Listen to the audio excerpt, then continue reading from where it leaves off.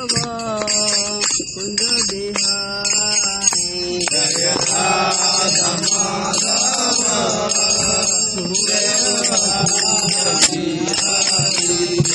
गोपी जन वल्लभ गिरवरधारी जय गोपी जन वल्लभ गिरवरधारी। जैसे गाया जा रहा है वैसे ही जाना है। जय गोपी जन वल्लभ गिरवरधारी जय गोपी जन वल्लभ गिरवरधारी।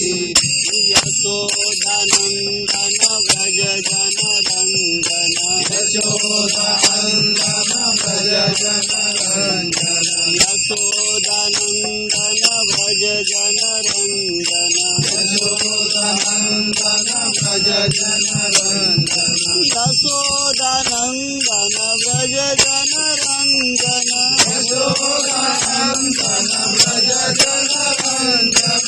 यमुना तीरवनचारी यमुना तीरवनचारी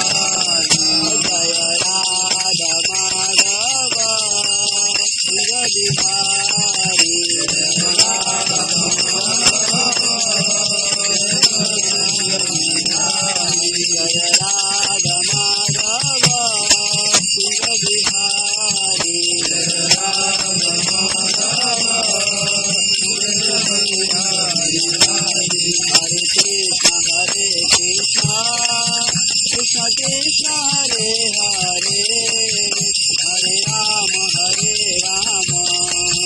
राम राम हरे हरे हरे कृष्ण कृष्ण कृष्ण हरे हरे हरे राम राम राम हरे हरे। हरे कृष्ण कृष्ण कृष्ण हरे हरे हरे राम राम राम हरे हरे हरे कृष्ण कृष्ण कृष्ण हरे हरे हरे राम राम राम हरे हरे। हरे कृष्ण कृष्ण कृष्ण हरे हरे हरे राम राम राम हरे हरे हरे कृष्ण कृष्ण कृष्ण हरे हरे हरे राम राम राम हरे हरे। गुरुदेवा जय गुरुदेवा जय गुरुदेवा जय गुरुदेवा जय गुरुदेवा जय गुरुदेवा गुरुदेवा जय गुरुदेवा। जय प्रभु पदा जय प्रभु पदा जय प्रभु पदा जय प्रभु पदा जय प्रभु पदा जय प्रभु पदा प्रभु पदा जय प्रभु पदा। निताय गौर हरि बोल हरि बोल हरि बोल निताय गौर हरि बोल निताय गौर हरि बोल हरि बोल हरि बोल निताय गौर हरि बोल हरि बोल हरि बोल हरि बोल हरि बोल हरि बोल हरि बोल हरि बोल हरि बोल हरि बोल हरि बोल हरि बोल हरि बोल हरि बोल हरि बोल हरि बोल हरि बोल। जय श्री राधा माधव की जय। जगन्नाथ बलदेव सुभद्रा मैया की जय। गौर निताय की जय। निताय गौर प्रेमानंद हरि बोल।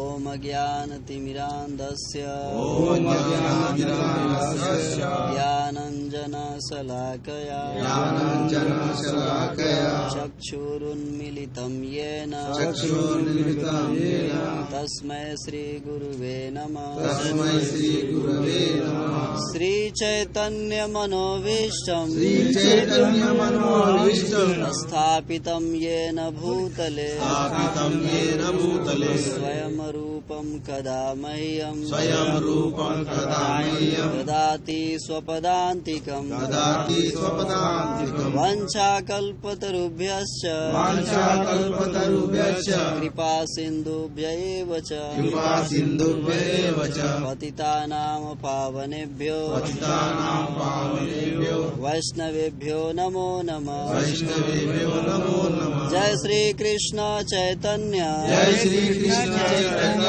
प्रभु नित्यानंद प्रभु नित्यानंद श्री अद्वैत गदाधर श्री अद्वैत गदाधर श्रीवासादि गौर भक्त वृंद श्रीवासादि गौर भक्त वृंद। हरे कृष्णा कृष्णा कृष्णा हरे हरे हरे राम राम राम हरे हरे। ओम नमो भगवते वासुदेवाय ओम नमो भगवते वासुदेवाय ओम नमो भगवते वासुदेवाय ओम नमो भगवते वासुदेवाय ओम नमो भगवते वासुदेवाय ओम नमो भगवते वासुदेवाय। हरे कृष्ण। हरे कृष्ण।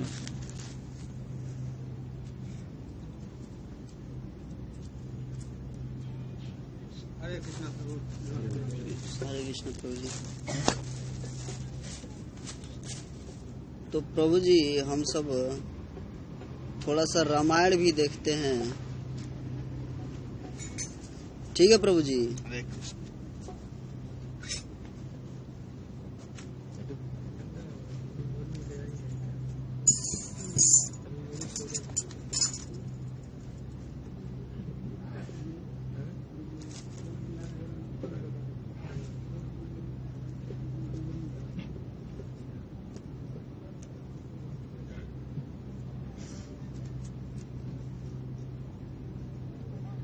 तो आप सब भी दोहराइएगा, ठीक है?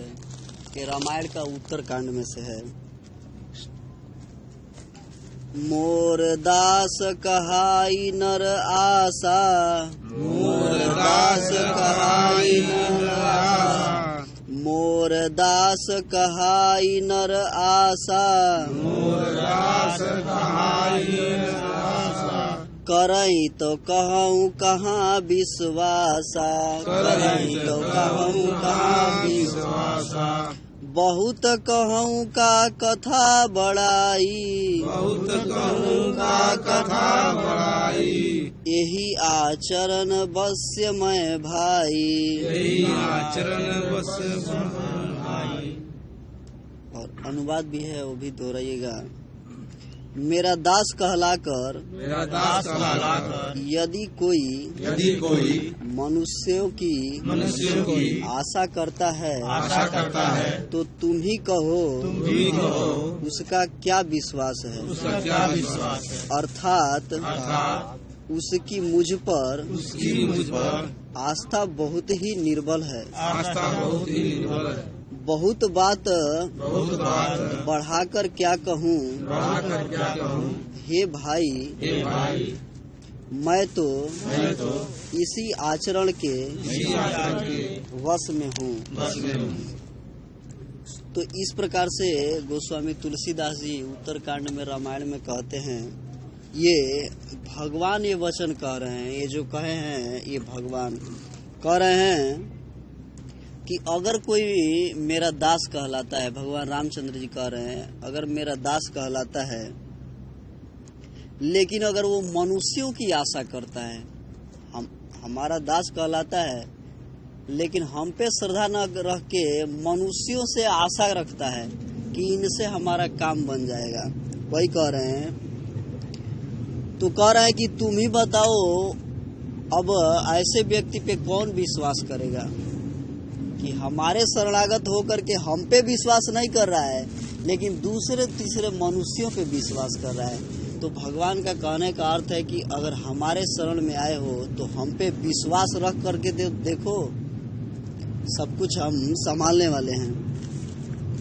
तो कह रहे हैं कि उसका जो ये मुझ पर जो आस्था है ये निर्बल है, उसमें कोई बल नहीं है, ये निर्बल है। इसीलिए हम सब जब मन से दिल से भगवान के समर्पण नहीं होते हैं तो ही हम सब जीवन में हर तरह से परेशान और झंझट में पड़े रहते हैं। और जब एक निष्ठ होकर के समर्पण किया जाता है तो सारा बोझ भगवान क्या करते हैं, उठा लेते हैं। तो कह रहे हैं कि बहुत बढ़कर अब क्या कहूँ, हे भाई मैं तो इसी आचरण के वश में हूँ कि जो हमारे शरणागति आ जाए और हमारे ही शरण में रहे।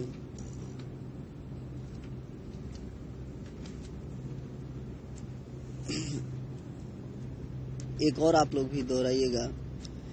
बैरन विग्रह आसन त्रासा, बैरन विग्रह आसन, बैरन विग्रह आसन त्रासा, सुखमयता ही सदा सब आशा, सुखमयता ही सदा सब आशा। अनारंभ कनिकेत अमानी, अनारंभ कनिकेत अमानी, अनघ अरोस दक्ष विज्ञानी, अनघ अरोस दक्ष विज्ञानी। अनुवाद भी दोहराइएगा। न किसी से बैर करे, न लड़ाई झगड़ा करे, न आशा रखे, न भय ही करे, उसके लिए सभी दिशाएं सदा सुखमयी हैं। जो कोई भी आरंभ फल की इच्छा से कर्म नहीं करता, जिसका कोई अपना घर नहीं है, जिसकी घर में ममता नहीं है, जो मानहीन, पापहीन और क्रोधहीन है, जो भक्ति करने में निपुण और विज्ञानवान है। भगवान रामचंद्र जी कह रहे हैं कि ऐसा भक्त हमको क्या है, अतिशय प्रिय है। जबकि भगवत गीता में भी भगवान यही बताते हैं कि जो हमारे शरणागति रहता है, हमारे आदेशों का पालन करता है और हमारा चर्चा जो सबके साथ करता रहता है, वो क्या है, हमारा अतिशय प्रिय है। तो यहाँ पे गोस्वामी तुलसीदास जी कह रहे हैं कि भगवान रामचंद्र जी कह रहे हैं कि न किसी से बैर करता हो और न किसी से लड़ाई झगड़ा करता हो और न किसी से आशा रखता हो, और न वो डरता हो। और ऐसे व्यक्ति के लिए वो किसी भी दिशा में जाएगा तो वो जहां भी रहेगा वहीं सुख है उसको। ना किसी से बैर करे, ना किसी से लड़ाई झगड़ा करे और ना किसी से आशा रखे, और न भय उसके अंदर रहे, तो संसार के किसी भी कोने में जाएगा वो सुखी है। और कह रहे हैं कि कोई भी अगर कार्य का आरंभ करता है तो उसकी फल की चिंता न करे कि नहीं मैं ऐसा किया हूं तो हमको ऐसा ही मिलना चाहिए, इस प्रकार से। और कह रहे हैं कि जिसका घर में ममता न हो, ये घर क्या है, ये बहुत ही यही ममता व्यक्ति को क्या कर किए हुए है, एकदम अच्छे से जकड़े हुए है, ये निकलने नहीं देता। कैसे? जैसे बताया जाता है रेशम का कीड़ा, वो अपना ही घर बनाता है और निकलने के लिए रास्ता भी बंद कर लेता है। वैसे ही हम सब घर गृहस्थी में पड़ करके और हम अपने ही द्वारा वो जाल बुनते हैं और उसी जाल में फंस जाते हैं और एक दिन मृत्यु आ जाती है और हम सबको मालूम ही नहीं पड़ता है कि हम क्यों आए थे, हमारा आने का क्या कर्तव्य बनता था। तो इसलिए कह रहे हैं कि घर में ममता न रखे, क्योंकि ममता क्या है, ये मोह है, बांधता है, वो उससे हटने नहीं देता है। तो अगर लगाव ही करना है, ममता ही करना है, तो किससे करना है? भगवान से।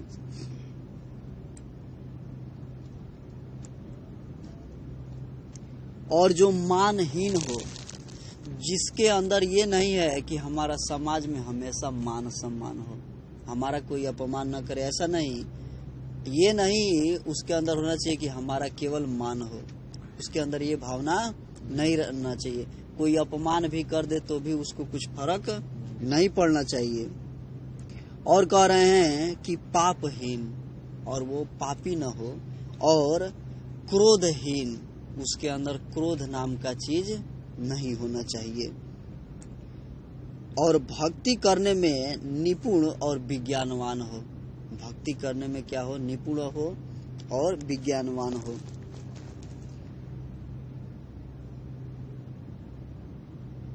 और भी एक श्लोक में बताते हैं कि जो संत जनों का संसर्ग है, जो मिलाप है, जिसे सदा प्रेम है, जिसके मन में सब विषय यहाँ तक कि स्वर्ग और मुक्ति भक्ति के सामने वो तृण के समान है। कह रहे हैं कि जो संतों का संग करता है, जो भक्ति करता है, उसको स्वर्ग कैसा लगता है? तिनका जैसे। स्वर्ग का उसके आगे कुछ भी ये मोल नहीं है। और भक्ति के पक्ष में हठ करता है पर मूर्खता नहीं करता, तथा जिसने सब कुतर्कों को दूर बहा दिया है। और जो भक्ति पक्ष में हठ नहीं करता, किसी भी चीज को लेके हठ नहीं करता कि नहीं ये ऐसे नहीं, ऐसे ही है, और कुतर्कों से वो दूर रहता है। जितना भी प्रकार का ये ऐसा है, वो ऐसा है, इस प्रकार से दूर रहता है, ऐसा भक्त भगवान को अतिशय प्रिय है।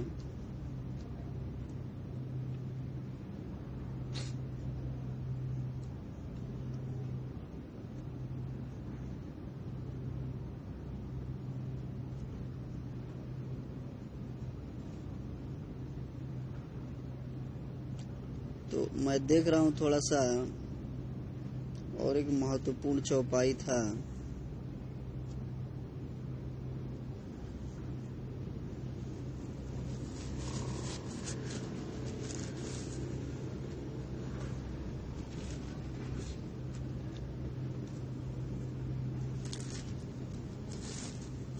तो एक चौपाई में बता रहे हैं कि यह मनुष्य का शरीर भवसागर से तारने के लिए बड़ा जहाज है। ये जो मनुष्य का शरीर है, ये भवसागर है, इसको तरने के लिए ये जहाज के समान है। और कह रहे हैं, ये स्वयं भगवान कह रहे हैं कि मेरी कृपा की अनुकूल वायु है, और जिनको इस जहाज को मेरी अनुकूल कृपा मिल जाती है तो वो वायु है। जैसे जिस प्रकार से हम नाव लेकर के जाते हैं और उसी के तरफ अगर हवा मिल जाता है तो उसको बहुत आसान हो जाता है। तो कह रहे हैं कि ये मनुष्य शरीर नाव है, और हमारी कृपा जो है ये उसके अनुकूल वायु है। जो भगवान की शरणागति में चला जाता है उसका धीरे धीरे कल्याण होता है। और कह रहे हैं कि सदगुरु इस मजबूत जहाज के कर्णधार खेने वाले हैं। और जो गुरु हैं तो वो कह रहे हैं कि इस जहाज को खेने वाले हैं, इस पार से उस पार लगाने वाले हैं। तो क्योंकि जहाज को चलाने के लिए कोई भी तो चाहिए, तो ये मनुष्य शरीर कह रहे हैं कि एक जहाज है। स्वयं भगवान रामचंद्र जी कह रहे हैं, और इसको जो खेने वाले हैं ये गुरु हैं, मार्गदर्शन करने वाले, इस पार से उस पार ले जाने वाले। इस प्रकार दुर्लभ कठिनता से मिलने वाले साधन सुलभ होकर भगवत कृपा से सहज ही उसे प्राप्त हो गए हैं। कह रहे हैं कि इस प्रकार से जो दुर्लभ है, ये भगवान अपनी भक्ति सबको नहीं देते हैं, क्योंकि भगवान भक्ति सबको नहीं देते हैं। ये बहुत ही क्या है, दुर्लभ है, ये सुलभ नहीं है। कह रहे हैं कि जब और ऐसा मार्गदर्शन मिल जाता है भगवान की कृपा से, तो ये साधन बहुत ही आसान हो जाता है। भवसागर को पार करने में ये साधन बहुत ही आसान हो जाता है।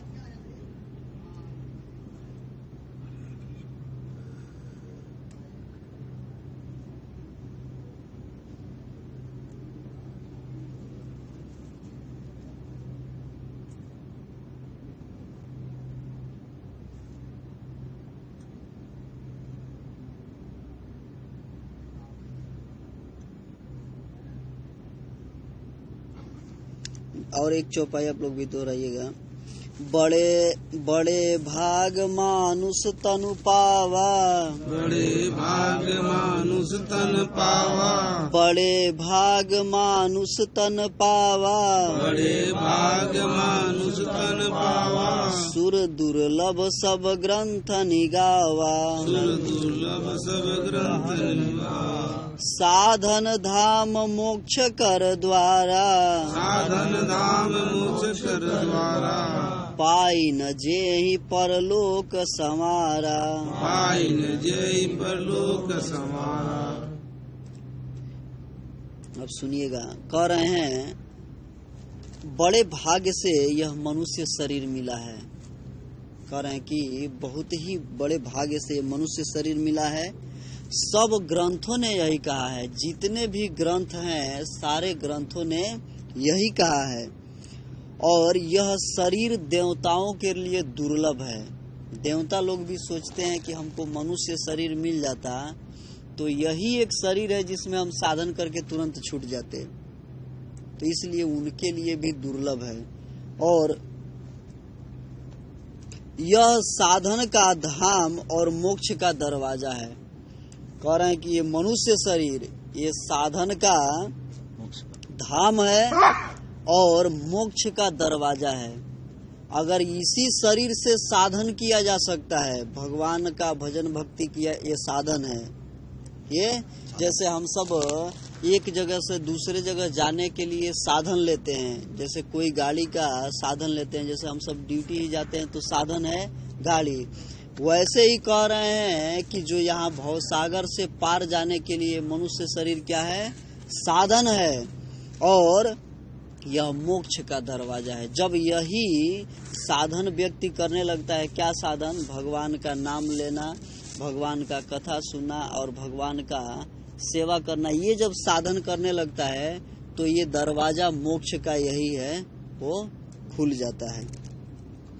इस प्रकार से बता रहे हैं।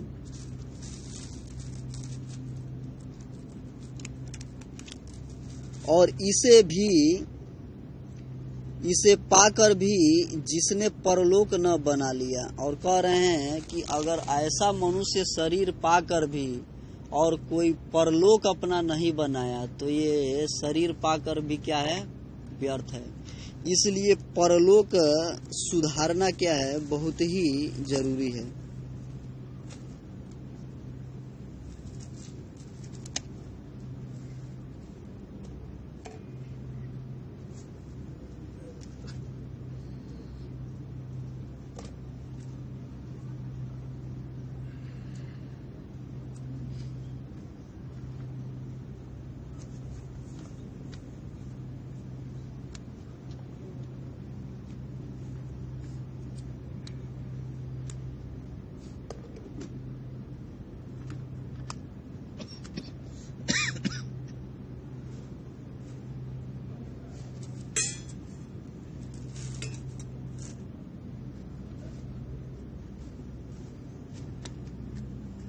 और एक भी ये दोहा इसमें बताते हैं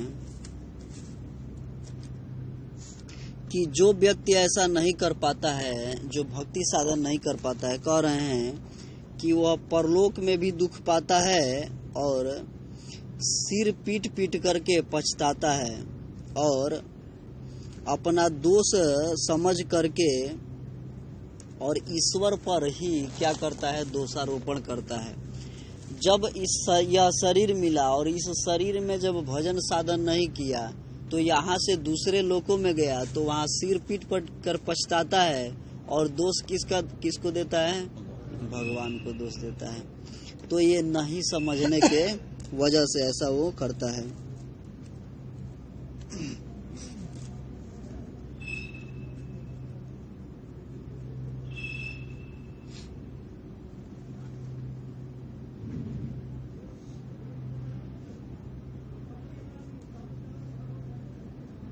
कह रहे हैं कि जो मनुष्य ऐसे साधन पाकर भी भवसागर से न तरे वह कृतघ्न और मंद बुद्धि है और आत्महत्यारा करने वाले की गति प्राप्त करता है। कह रहे हैं कि जो मनुष्य यह भजन साधन नहीं करता है और भवसागर से तरने का प्रयास नहीं करता है, वो मंद बुद्धि है।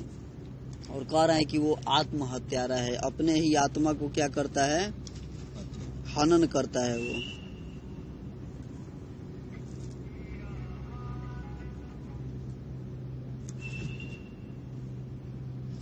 और एक श्लोक में बता रहे हैं, चौपाई में कह रहे हैं कि भक्ति स्वतंत्र है और सब सुखों की खान है। यहाँ पे कह रहे हैं कि जो भक्ति है स्वतंत्र है, कोई भी कर सकता है, और यहाँ पे बताया जा रहा है सुख का खान है। यहाँ पे खान बता दिया गया तो उसमें अब किसी प्रकार का दुख का उसमें रंच मात्र भी संदेह नहीं है। कह रहे हैं कि भक्ति स्वतंत्र है और ये सुख का खान है, परंतु सत्संग, संतों के संग के बिना प्राणी इसे नहीं पा सकते।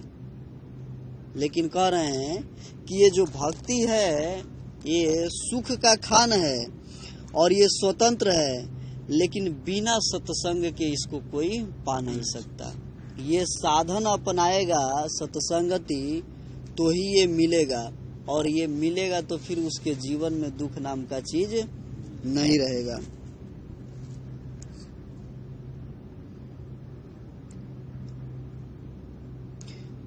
और पुण्य समूह के बिना संत नहीं मिलते। सत्संगति की संस्कृति जन्म मरण के चक्र का अंत करती है। और कह रहे हैं कि ये सत्संग बिना पुण्य के नहीं मिलता। तो हम सब यहाँ बैठे हैं, ये इतना आसान बात नहीं है। कहीं ना कहीं किसी न किसी जन्म का जो पुण्य कर्म इकट्ठा हुआ है तो ही ये सत्संग मिल रहा है। क्योंकि रामायण में गोस्वामी तुलसीदास जी कह रहे हैं कि भक्ति है ये क्या है, स्वतंत्र है, सभी व्यक्ति कर सकता है, सुख का खान है, लेकिन बिना सत्संग का ये भक्ति प्राप्त नहीं होता है। लेकिन ये भक्ति भी, ये सत्संग भी बिना उस व्यक्ति के पुण्य का नहीं मिलता है। तो कई जन्मों का पुण्य का एक साथ उदय होता है, तब वो व्यक्ति भाग्यशाली होता है और तब जाके उसको सत्संग मिलता है, संतों का संग मिलता है। तो वही यहाँ पे बता रहे हैं।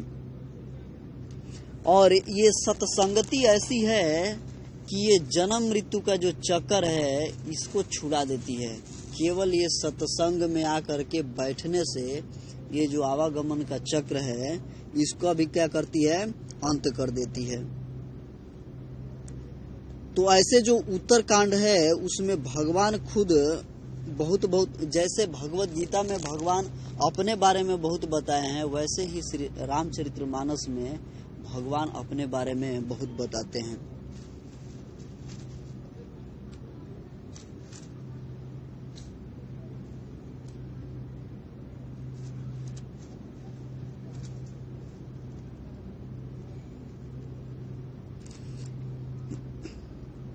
और एक जो भगवान के जो भक्त हैं, जो साधु महात्मा है उनका, और जो चोर हैं, जो दूसरे को धोखा देने वाले हैं, इसमें अंतर बताते हुए कह रहे हैं। तो बता रहे हैं गोस्वामी तुलसीदास जी की, जिस प्रकार से चंदन और कुल्हाड़ी, चंदन है, एक कुल्हाड़ी क्या करता है, चंदन को काट देता है। तो वैसे ही जब उसको काट देता है, लेकिन चंदन का एक ऐसा गुण है कि उस लोहे में उसको काटने वाला है, काट देता है, लेकिन उसके अंदर भी अपना खुशबू क्या कर देता है, वो छोड़ देता है। कट जाता है लेकिन वो लोहे के अंदर क्या करता है, अपना खुशबू छोड़ देता है। ठीक उसी प्रकार जो भगवान के भक्त हैं, जो उनके शुद्ध भक्त हैं, जो साधु महात्मा हैं, ये उसी चंदन के समान है। कोई दूसरा व्यक्ति उनका अपमान कर देता है, मार देता है, हर तरह से परेशान करता है, लेकिन फिर भी अपने आप को भी नष्ट करके और उसके भलाई के ही बारे में क्या करते हैं, सोचते रहते हैं। जिस प्रकार से बताया जाता है कि अगरबत्ती जलती है तो अगरबत्ती जल जाती है, लेकिन चारों तरफ सुगंध फैला देती है।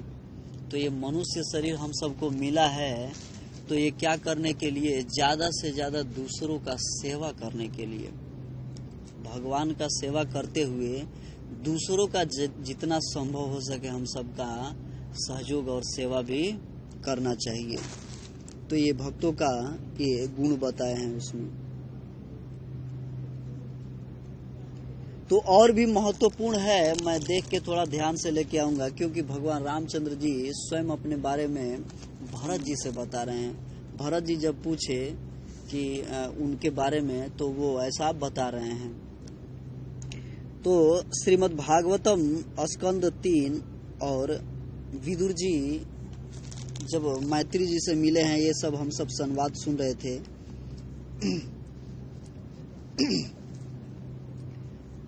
तो नैमिषारण्य में सूत गोस्वामी जी कह रहे हैं कि विदुर जी कहने लगे, उद्धव जी, पुराण पुरुष बलराम जी और श्री कृष्ण ने अपने ही नाभि कमल से उत्पन्न हुए ब्रह्मा जी की प्रार्थना से इस जगत में अवतार लिया है। अब विदुर जी जब उद्धव जी से मिले हैं तो कह रहे हैं कि जो पुराण पुरुष हैं और जो पुराण पुरुष बलराम जी हैं और भगवान श्री कृष्ण हैं, ये इनके ही नाभि कमल से ब्रह्मा जी उत्पन्न हुए और ब्रह्मा जी के ही प्रार्थना करने पे भगवान अवतार लिए हैं। ब्रह्मा जी क्या है, प्रार्थना करने पे ही भगवान क्या किए हैं, अवतार लिए हैं। वे पृथ्वी का भार उतार कर सबको आनंद देते हुए अब वसुदेव जी के घर कुशल से रह रहे हैं ना। कह रहे हैं कि पृथ्वी का भार उतार कर और सबके आनंद के साथ जो उनके पिता वसुदेव जी हैं उनके घर में कुशल से रह रहे हैं ना, ऐसा उनके बारे में समाचार पूछते हैं। प्रियवर, हम कुरुवंशियों के परम सुहृद और पूज्य वसुदेव जी, जो पिता के समान उदार पूर्वक अपनी कुंती आदि बहनों को उनके स्वामियों का संतोष कराते हुए उनकी सभी मनचाही वस्तु देते आए हैं, आनंद पूर्वक है ना।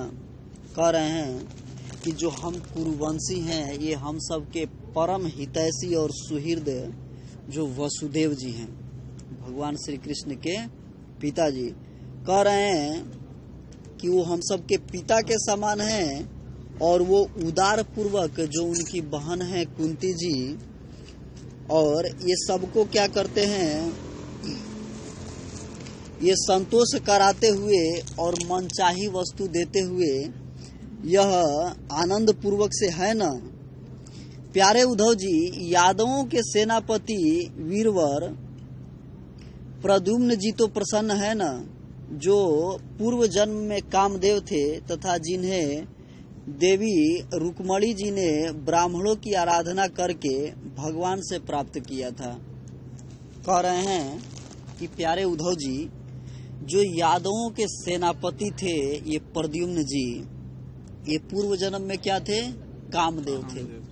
जब शंकर जी इनको भस्म कर दिए तो वही कामदेव जब रुक्मिणी जी प्रार्थना की ब्राह्मणों से, तो ब्राह्मण लोगों ने इनको वरदान दिया कि आपके पुत्र रूप में कामदेव ही साक्षात आएंगे। तो कह रहे हैं कि जो पूर्व जन्म में कामदेव थे और रुक्मिणी के प्रार्थना करने पर ये आपके यहाँ पधारे। सातवत वृष्णि भोज और दशहार वंशी यादवों के अधिपति महाराज उग्रसेन तो सुख से है न। कह रहे हैं कि जो महाराज उग्रसेन हैं, जो यादवों के अधिपति हैं, वो कह रहे हैं कि सुख से है न। जिन्होंने राज्य पाने की आशा का सर्वथा परित्याग कर दिया था, किंतु कमल नयन भगवान श्री कृष्ण ने जिन्हें फिर से राज सिंहासन पर बैठाया। कह रहे हैं कि वो राज पाने की आशा से क्या कर दिए थे, सर्वथा परित्याग कर दिए थे कि हमको राज्य नहीं चाहिए। लेकिन फिर भी जो भगवान श्री कृष्ण हैं, फिर से उनको क्या किए थे, राजगद्दी पर बैठाए थे। सौम्य अपने पिता श्री कृष्ण के समान समस्त रथियों में अग्रगम्य श्री कृष्ण तनय सांब सकुशल तो हैं, कह रहे हैं कि जो अपने पिता श्री कृष्ण ये समस्त रथियों में क्या है, अग्रगण्य हैं। भगवान श्री कृष्ण सब रथियों में आगे चलने वाले हैं, और इनके जो पुत्र सांब हैं, कह रहे हैं कि वो कुशल से तो है ना। ये पहले पार्वती जी के द्वारा गर्भ में धारण किए हुए स्वामी कार्तिक हैं। कह रहे हैं कि ये पहले पार्वती जी के गर्भ से ये स्वामी कार्तिकेय थे, ये कार्तिक थे, और इस समय ये सांब नाम से भगवान के द्वारा आए हैं। अनेकों व्रत करके जाम्बवती ने इन्हें जन्म दिया था। कह रहे हैं कि अनेकों प्रकार का व्रत करके और जाम्बवती ने इनको सांब को क्या किया था, जन्म दिया था। तो इन्हीं सांब को ये जो सहस्त्राबाहु था ये कैद कर लिया था। तो उस समय भगवान को जब नारद जी सूचना देते हैं, और तो बलराम जी के साथ ये लोग चढ़ाई करते हैं और फिर उसको क्या करते हैं, हराते हैं।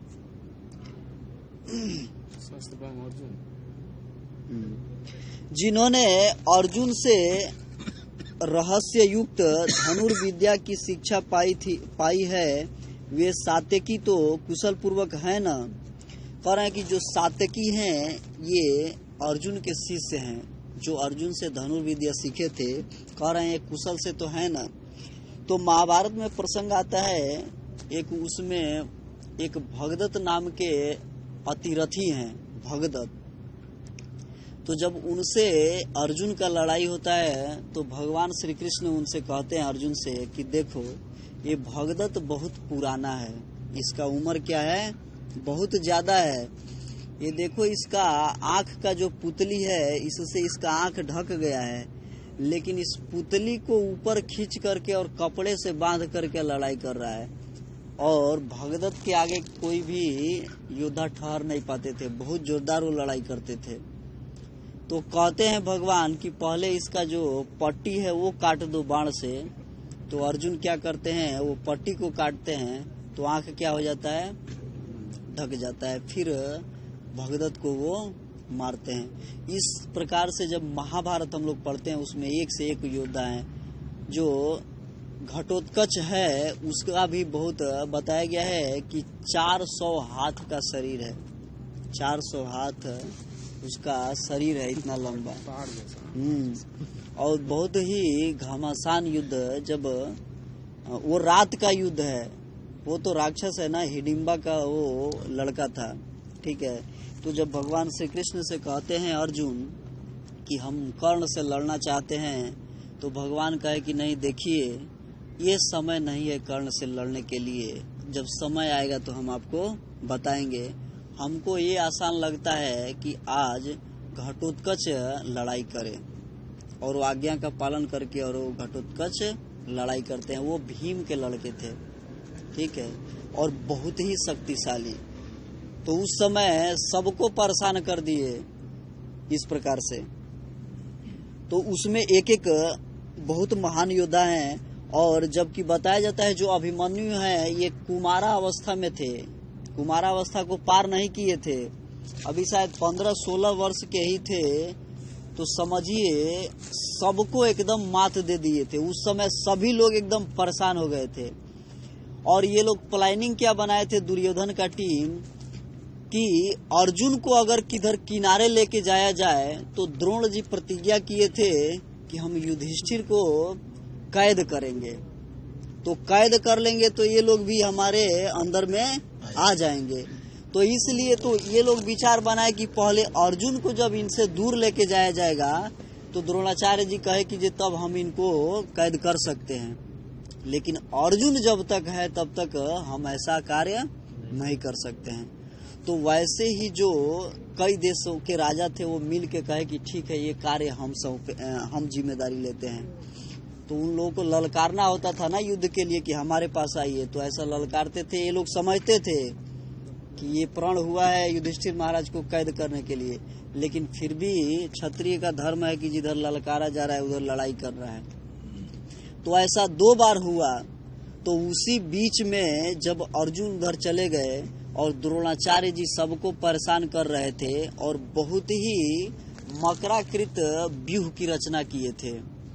जब लड़ाई होता था चक्रव्यूह, तो इस प्रकार से नहीं, वो बहुत प्रकार का व्यूह है, एक एक अलग अलग प्रकार का उसका नाम है। तो रचना किए उस व्यूह को कोई तोड़ ही नहीं सकता था। युधिष्ठिर महाराज जानते थे कि सिवाय अभिमन्यु के, अभिमन्यु और अर्जुन ही तोड़ सकते थे उस व्यूह को, और कोई नहीं। इसलिए कहते हैं, अभिमन्यु से प्रार्थना की और कहते हैं कि देखो तुम व्यूह में घुसो और हम लोग तुम्हारे पीछे पीछे रहेंगे। तो अभिमन्यु कहते हैं कि देखिए पिताजी तो हमको सिखाए हैं कि केवल हम तोड़ सकते हैं, लेकिन वापस आने के लिए नहीं बताए हैं। और वैसे ही ये द्रोणाचार्य का सब कुछ किया हुआ व्यूह रचना था, इतना आसान बात नहीं था। लेकिन फिर भी अभिमन्यु क्या किए, तोड़ करके और अंदर चले गए। लेकिन अंदर तो वो चले गए, उसी समय जब ये लोग भी पीछे पीछे जा रहे थे तो जयद्रथ आकर के इन लोगों को क्या किया, रोक दिया। और जयद्रथ क्यों रोका, उसके पीछे कहानी है। एक बार तपस्या किया था तो बोला हम जब युद्ध करें तो हमसे कोई भी जीत न सके।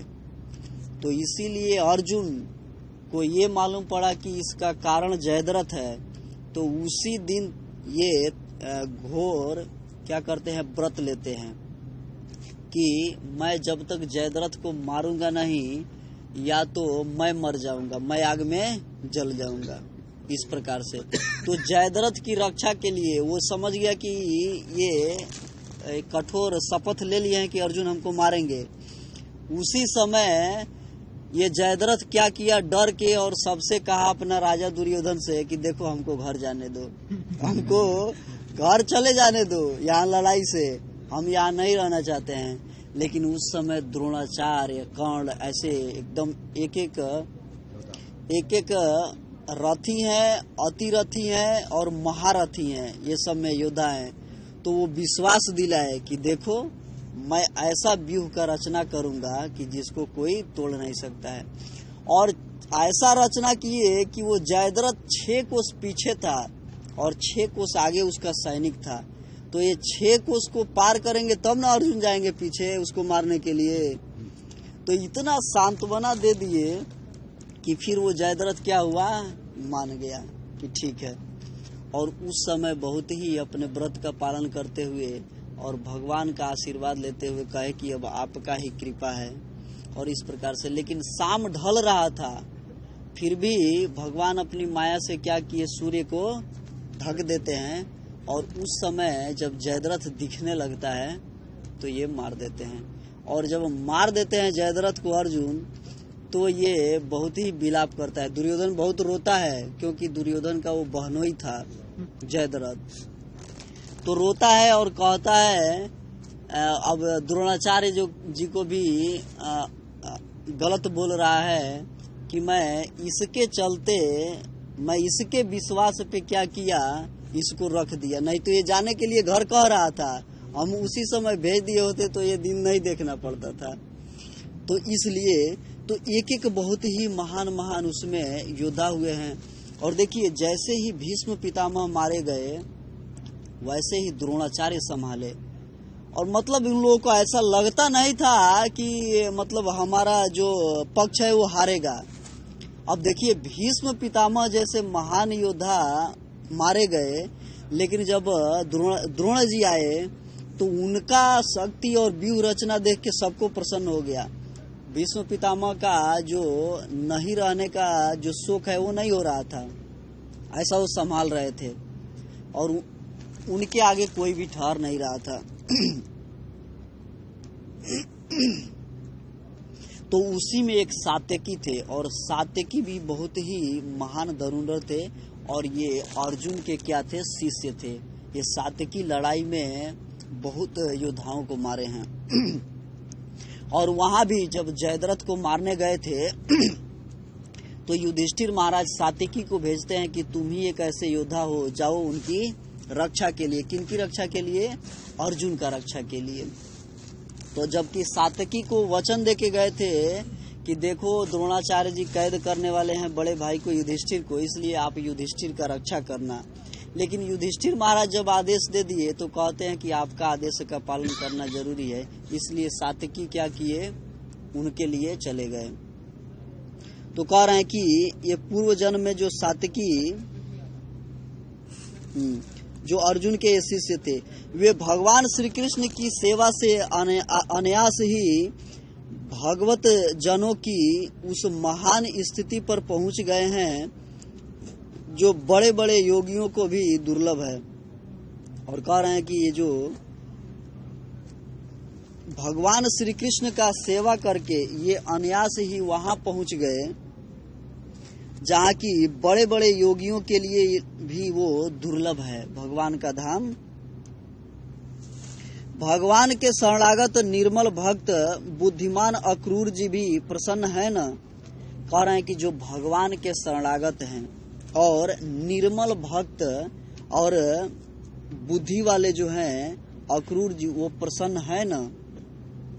ये उद्धव जी से, भगवान से और जितने इनके सगे संबंधी हैं, ये समाचार पूछ रहे हैं। कौन? विदुर जी, जो श्री कृष्ण के चरण चिन्हों से अंकित ब्रज के मार्ग की रज में प्रेम से अधीर होकर लौटने लगे थे। और एक बार जब कंस अक्रूर जी को भेजा था कि देखिए अक्रूर जी, आप ही कृष्ण और बलराम को मथुरा में ला सकते हैं, तो उसको करना क्या था, यहाँ पर लाके और पहलवानों से मारना था।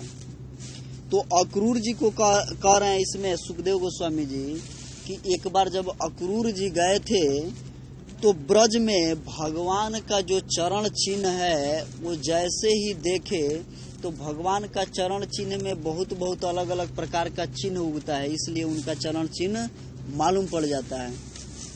तो उनका चरण चिन्ह देख करके और रथ से कूद गए थे और उस भूमि में लौटने लगे थे, आंसू बहाने लगे थे, भूमि को गीला कर दिए थे। वही कह रहे हैं कि एक बार अधीर होके भगवान के प्रेम में और ब्रज भूमि में गए थे तो भूमि पे क्या किए थे, लौटने लगे थे। भोजवंशी देवक की पुत्री देवकी जी अच्छी तरह है न, जो देव माता अदिति के समान ही साक्षात विष्णु भगवान की माता है। और कह रहे हैं कि जो भोजवंशी देवक हैं उनकी जो पुत्री ये देवकी हैं, ये माता अदिति के ही जैसी हैं, क्योंकि सारे देवताओं की जो माता हैं वो अदिति हैं। कह रहे हैं कि क्योंकि जो भगवान विष्णु का ये माता हुई, भगवान विष्णु को ही क्या की, अपने गर्भ में धारण की। जैसे वेद त्रयी यज्ञ विस्तार रूप अर्थ को अपने मंत्रों में धारण किए रहती हैं, उसी प्रकार उन्होंने भगवान श्री कृष्ण को अपने गर्भ में धारण किया था। कह रहे हैं कि जिस प्रकार से जो वेद त्रयी है यज्ञ विश्व रूप, ये मंत्रों को जिस प्रकार से वो धारण करती हैं, उसी प्रकार भगवान श्री कृष्ण को देवकी जी अपने गर्भ में धारण की थी। आप भक्त जनों की कामनाएं पूर्ण करने वाले भगवान अनिरुद्ध जी की सुख पूर्वक है न। कह रहे हैं कि जो भक्त जनों के कामनाओं को पूर्ण करने वाले जो भगवान अनिरुद्ध जी हैं, ये सुख पूर्वक है न। ये भगवान के पुत्र थे, जिन्हें शास्त्र वेदों के आदि कारण और अंतःकरण चतुष्टय के चौथे अंश मन के अधिष्ठाता बतलाते हैं। और अनिरुद्ध जी क्या है, बता रहे हैं कि अंतःकरण का जो मन के अधिष्ठात्री देवता हैं। सौम्य स्वभाव उद्धव जी अपने हृदयेश्वर भगवान श्री कृष्ण का अनन्य भाव से अनुसरण करने वाले जो हृदिक सत्यभामानंदन, चारुदेष्ण और गद आदि अन्य भगवान के पुत्र हैं, वे सब भी कुशल पूर्वक है न। कह रहे हैं कि जो हृदयेश्वर भगवान श्री कृष्ण के जो अनन्य भाव से जो हृदय है सत्यभामा, उनके जो पुत्र हैं चारुदेष्ण और भी जो अन्य पुत्र हैं, कह रहे हैं कि ये लोग कुशल से है न। महाराज युधिष्ठिर अपनी अर्जुन और श्री कृष्ण रूप दोनों भुजाओं की सहायता से धर्म मर्यादा का न्याय पूर्वक पालन करते हैं न। और कह रहे हैं कि जो धर्मराज युधिष्ठिर हैं ये अर्जुन के साथ मिलकर के भगवान श्री कृष्ण के दोनों भुजाओं की सहायता से धर्म का पालन करते हुए ये न्याय पूर्वक से है न। मैं दानव की बनाई हुई सभा में इनके राज्य वैभव और दमदमे को देखकर दुर्योधन को बड़ा डाह हुआ था। कह रहे हैं कि जो मैं दानव एक बहुत ही अद्भुत भवन बनाया था और उसको देख करके दुर्योधन के अंदर क्या होता था, जलन होता था। और उसी इंद्रप्रस्थ बनाया ना, हाँ इंद्रप्रस्थ, और उसी भवन में इन सब का सभा होता था, पांडव लोगों का या और भी किसी को बुलाया जाता था। अपराधियों के प्रति अत्यंत सहिष्णु भीमसेन ने सर्प के समान दीर्घकालीन क्रोध को छोड़ दिया है क्या। अब कह रहे हैं देखिए कि जो अपराधियों के प्रति अत्यंत सहिष्णु जो भीम है, अपराधियों को क्या करता है, क्षमा नहीं करता है। तो जो दीर्घकालीन से बहुत दिनों से उसके अंदर जो क्रोध था, जो जहर था, उसको निकाल दिया है क्या। इसका मतलब कि जब महाभारत युद्ध हुआ है तो जितने भी अंदर का कष्ट पाए थे पांडव लोग और सब क्रोध भीम के अंदर जमा था, और वही कुरुक्षेत्र के युद्ध में भीम जी क्या किए हैं, उसको निकाले हैं।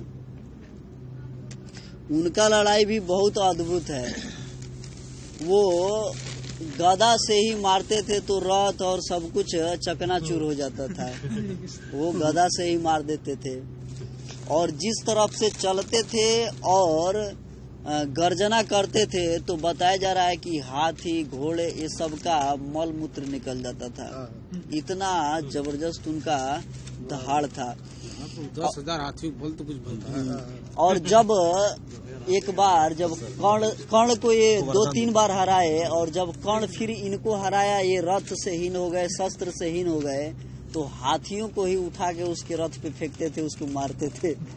हाथी को ही उठा के हाथी भीम ने आकाश में उड़ा दिए, अभी तक नीचे नहीं आए। वो ऐसे पकड़ता था पूंछ से, आकाश में उड़ा दिया और नीचे नहीं आया कोई। जब वे गदा युद्ध में तरह तरह के पैंतरे बदलते थे तब उनके पैंतरों की धमक से धरती डोलने लगती थी। कह रहे हैं कि जब भीम जी गदा में जब पैंतरा अपना बदलते थे और उनका जो पैर का धमक होता था, इससे धरती क्या हो जाती थी, कांप जाती थी।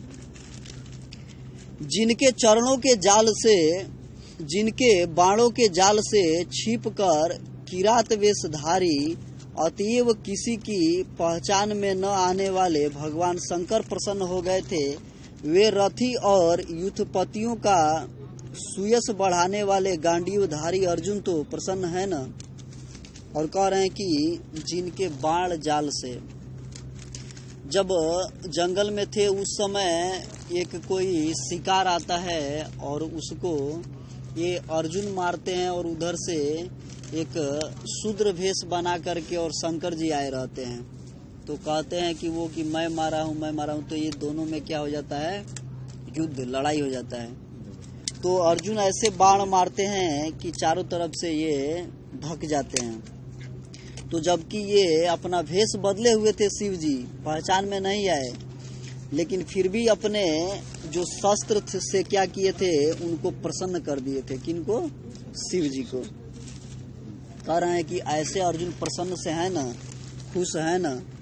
अब तो उनके सभी शत्रु शांत हो चुके होंगे। और विदुर जी कह रहे हैं कि अब तो उनके जितने शत्रु होंगे अब तो सब शांत हो चुके होंगे।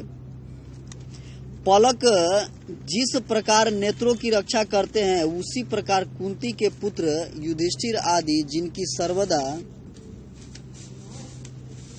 संभाल रखते हैं और कुंती ने ही जिनका लालन पालन किया है, वे माद्री के यमज पुत्र नकुल सहदेव कुशल से तो है ना।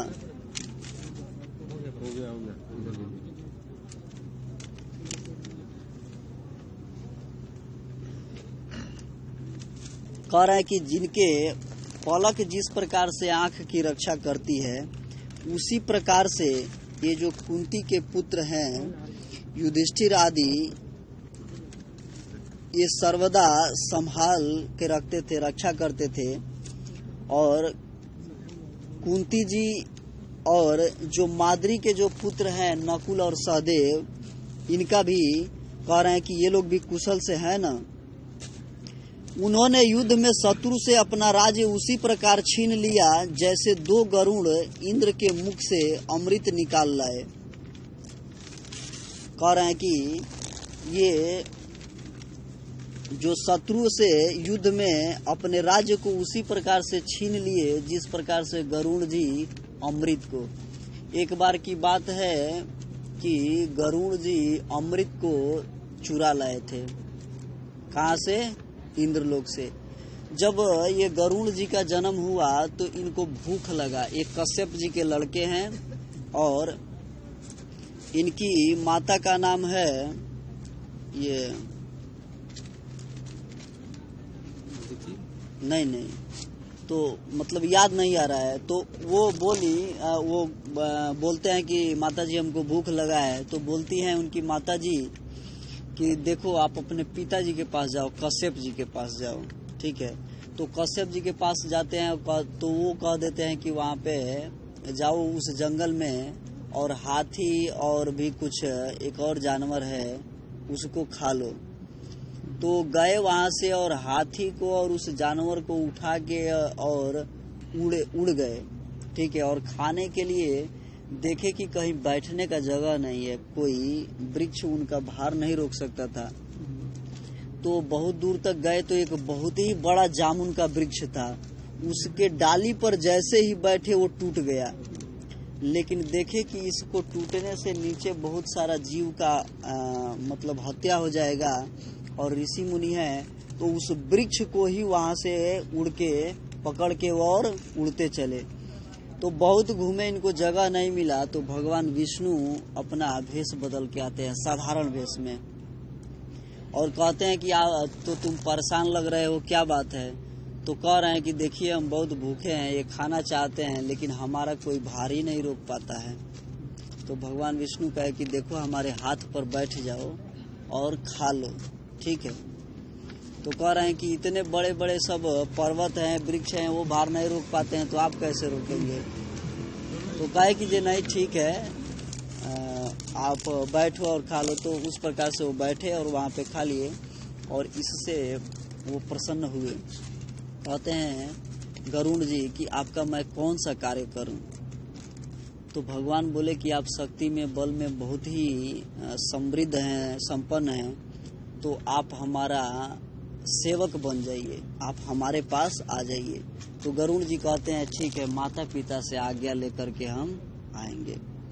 तो वही गरुड़ जी आते हैं और अपनी माता जी को पूछते हैं क्या दुख है। तो ये जो दो माताएं थी, तो एक गरुड़ जी की माता थी और एक उनकी, और दो नाम है याद नहीं आ पा रहा है मेरे को। तो वो सर्प की माता थी, ठीक है। तो एक बार इन लोगों में ऐसा कुछ विवाद हो गया था जिससे कि उनको दासी बन के रहना पड़ता था। गरुड़ जी के माता को, बहुत लंबा कथा है लेकिन शॉर्टकट में बता रहा हूँ, तो दासी बन के रहना पड़ता था। तो दासी से उबरने के लिए वो पूछी जो सर्प की माता थी उससे कि आपको क्या चाहिए। तो वो बोल दी कि हमको अमृत चाहिए। तो अब इनको माता गरुड़ जी को अपने माता जी को प्रसन्न करना है और ये कर्ज से छुड़ाना है कि दासी बन के रह रही हैं, इससे निवृत्ति हो जाए। तो इसलिए कहे कि ये ठीक है। और वही गरुड़ जी जाते हैं और इंद्र के सभा में जो सुरक्षा के बीच में जो अमृत रखा था उसको लेकर के आने लगते हैं। तो इंद्र से लड़ाई हो गया। तो इंद्र जी वज्र छोड़ दिए, केवल पंखे ही छोड़ते थे, उसी में लड़ाई हो रहा था। तो जब लेके आने लगे तो इंद्र जी कहे कि तुम ये लेके जा रहे हो और जो अमृत दोगे तो ये सर्प पी लेंगे, और जब सर्प पी लेंगे तो क्या होगा, ये अमर हो जाएंगे, फिर तो और तकलीफ बढ़ जाएगा। तो ऐसा उपाय करो कि हम फिर अमृत लेते आए। तो कहे गरुड़ जी देखिए कि देना हमारा काम है और लेना आपका काम है, आप जिस विधि से अपना उधर से चुरा के लेते आइए, हमको क्या करना है, हम दे देंगे, हमारा जिम्मेदारी खत्म, हमारी माता जी जो हैं वो ऋण से उऋण हो जाएंगी। तो वही किए, अपनी माता जी को दिए, इनकी माता जी जो नाग माता थी, नागों की माता, उसको उनको दे दी और उनको लगा कि अमृत है, और ये इस प्रकार से अपने लड़कों को बुलाई जितने नाग थे और वो सबको पिला दिए।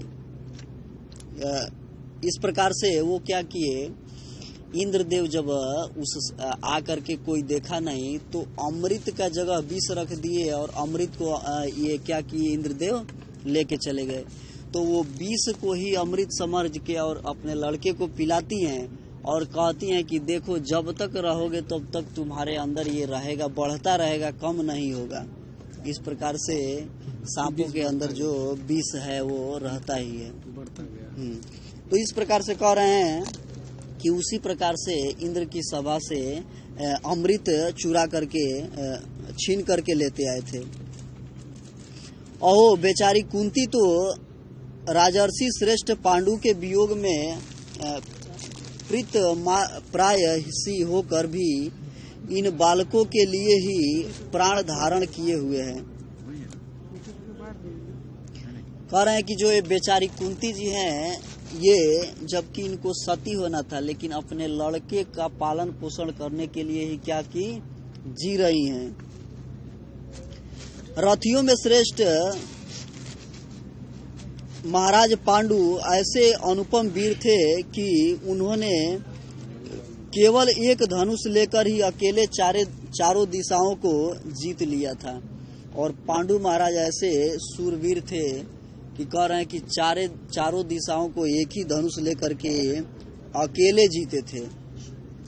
100 में स्वभाव उद्धव जी, मुझे तो अधः पतन की ओर जाने वाले उन धृतराष्ट्र के लिए बार बार शोक होता है।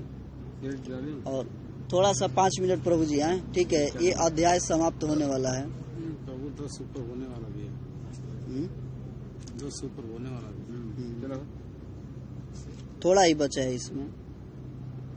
तो कह रहे हैं कि उद्धव जी, हमको तो उनकी चिंता हो रही है जिनका अधोपतन हुआ है। धृतराष्ट्र जी के बारे में मैं सोचता हूँ तो बार बार मुझे शोक होता है, दुख होता है, जिन्होंने पांडवों के रूप में अपने परलोकवासी भाई पांडु से ही द्रोह किया है। और ये जो परलोक में गए हैं पांडु, ये एक तरह से उनके लड़के से द्रोह कर रहे हैं, तो उनसे भी द्रोह करने के बराबर ही है।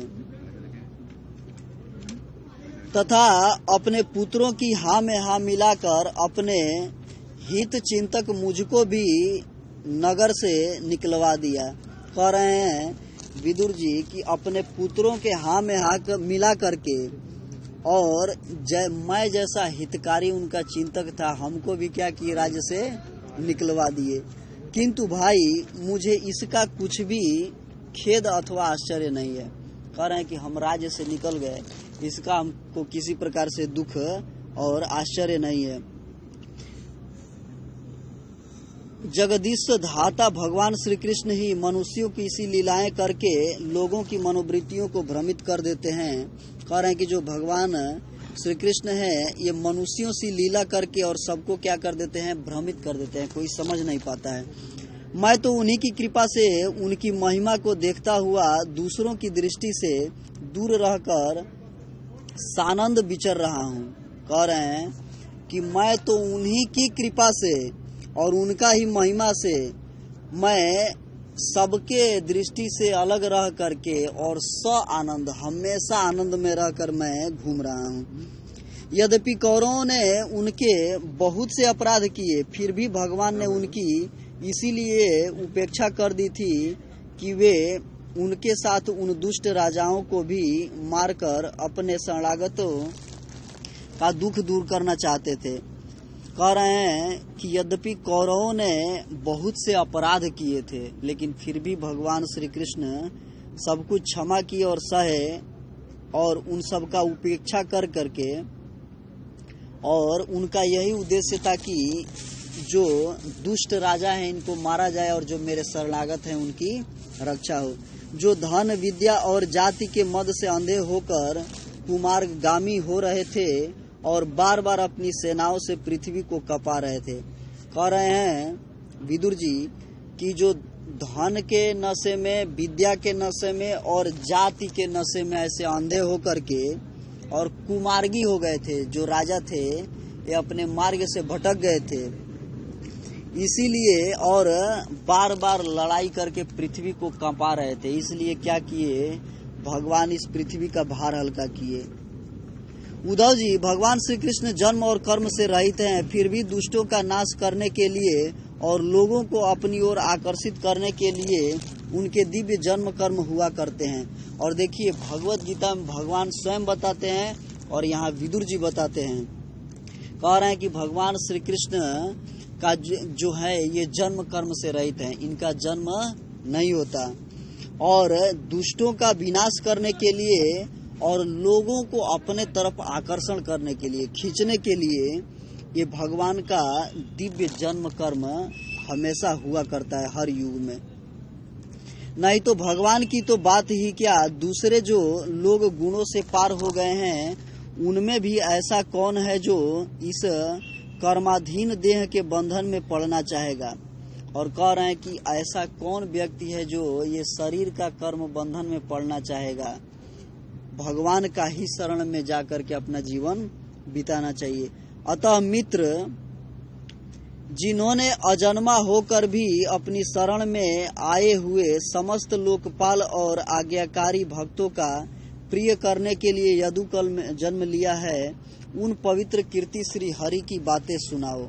और कह रहे हैं विदुर जी कि जो अजन्मा है और जो अपनी शरणागति में जो आ जाता है, उनके जो प्रिय भक्त हैं जो यदुकुल में आए थे, इनके जन्म और पवित्र कीर्ति के बारे में आप क्या कीजिए, सुनाइए, बताइए, हरि की बातें सुनाइए। इस प्रकार से ये पहला अध्याय समाप्त हुआ तृतीय स्कंद का। और हम सब कल सुनेंगे दूसरा अध्याय, और अध्याय का नाम है उद्धव जी द्वारा भगवान की बाल लीलाओं का वर्णन। उद्धव जी भगवान बाल लीलाओं का वर्णन करते हैं किस प्रकार से, ये हम सब कल सुनेंगे। श्री श्री भागवतम ग्रंथराज महाराज की, श्री चैतन्य महाप्रभु की, श्रील प्रभुपाद की, श्रील गुरुदेव की, निताई गौर प्रेमानंद की। तो प्रभु जी किसी का कुछ प्रार्थना है?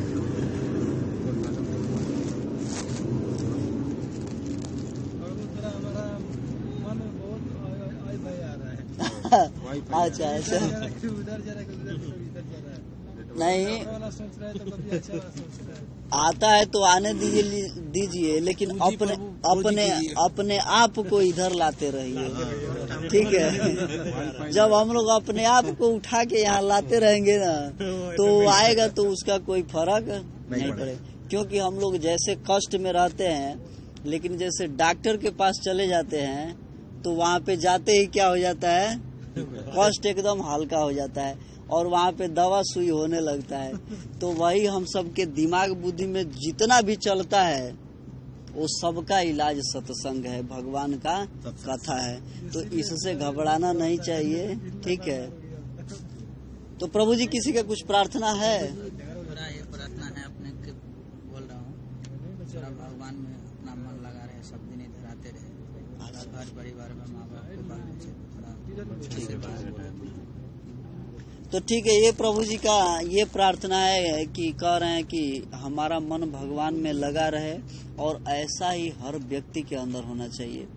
भक्ति का शुद्ध लक्षण बताया जाता है कि हम किसी भी जन्म में किसी भी शरीर में रहें, लेकिन हे प्रभु आपका शरण मिलता रहे, आपके भक्तों का संग मिलता रहे, ऐसा प्रार्थना शुद्ध भक्ति का लक्षण है। तो कह रहे हैं कि मतलब भगवान की भक्ति में हम आते रहें, बाधा न पड़े और घर परिवार भी सुख शांति से रहे, ताकि भक्ति में और बल मिले, ठीक है। तो प्रभु जी के लिए प्रार्थना करेंगे, वो प्रभु जी का भी लिए प्रार्थना करेंगे, और सभी भक्तों के घर परिवार स्वास्थ्य के लिए भगवान से प्रार्थना करेंगे, सबका स्वास्थ्य ठीक रहे। उनके लिए भी प्रार्थना किया जाएगा। जिनको भगवान का नाम नहीं मिला है, भगवान का नाम मिले। हम लोग भगवान से 3 बार प्रार्थना करेंगे। हरे कृष्णा कृष्णा कृष्णा हरे हरे, हरे राम राम राम हरे हरे, हरे कृष्णा कृष्णा कृष्णा हरे हरे, हरे राम राम राम हरे हरे, हरे कृष्णा कृष्णा कृष्णा हरे हरे, हरे राम राम राम हरे हरे। हरे कृष्ण महामंत्र की जय, हरे कृष्ण महासंकीर्तन यज्ञ की जय, कलिनाम पावन संकीर्तन यज्ञ की जय, श्री चैतन्य महाप्रभु की जय, श्रील प्रभुपाद की जय, श्रील गुरुदेव की जय, निताई गौर प्रेमानंद। वंशाकल्पतरुभ्यश्च कृपा सिन्धुभ्यैव च पतितानां पावनेभ्यो वैष्णवेभ्यो नमो नमः। अनंत कोटि भक्त वैष्णव वृंद की निताई गौर प्रेमानंद। तो प्रभु जी कल से ध्यान रखना है कि 8:20 तक सभी भक्त आ जाएंगे, तो अच्छे से एक माला का जप होगा और अच्छा से कीर्तन होगा, और फिर उसके बाद से हम सब पौन घंटा 1 घंटा हम सब भागवत में समय देंगे। तो ध्यान रखना है कि रूम पे जो भी पूजा पाठ सेवा करते हैं वो सेवा न करके और इधर आ जाएंगे तो बहुत ही अच्छा रहेगा। इतना कर सकते हैं कि अगर जो सेवा करते हैं जल बदल सकते हैं, पानी तुलसी पत्ता रख करके प्रणाम करके और इधर आ गए, ठीक है। हो गए। और प्रसाद कौन लाए थे प्रभु जी? ये वो गिरजेश। तो कहाँ है वो आए नहीं। अच्छा ठीक। तो ये प्रभु जी जो प्रसाद रखे हैं उनका क्या नाम है प्रभु जी? गिरजेश यादव जी हैं। तो उनके घर परिवार के स्वास्थ्य के लिए, उनके लिए हम लोग भगवान से प्रार्थना करेंगे कि वो भी भक्ति में आगे बढ़ते रहें। एक बार भगवान से हम लोग प्रार्थना करेंगे। हरे कृष्णा कृष्णा कृष्णा हरे हरे, हरे राम राम राम हरे हरे।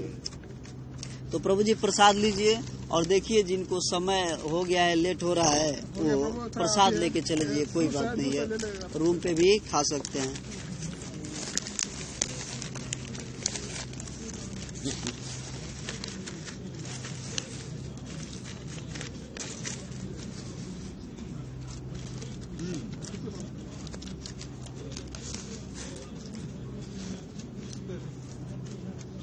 सब ठीक चला है ना प्रभु जी? हाँ जी ठीक है जी। और कुछ आगे दे।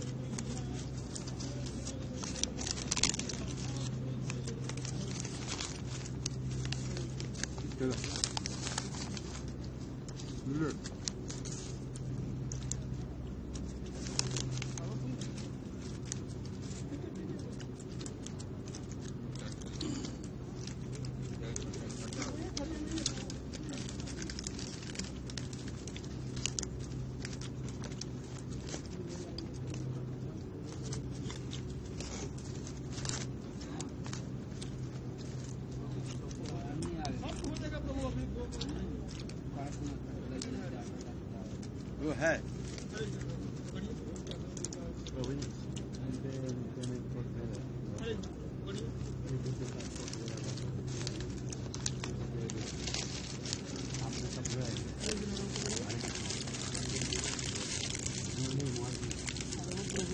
प्रभु जी नए भक्त को पहले दीजिए।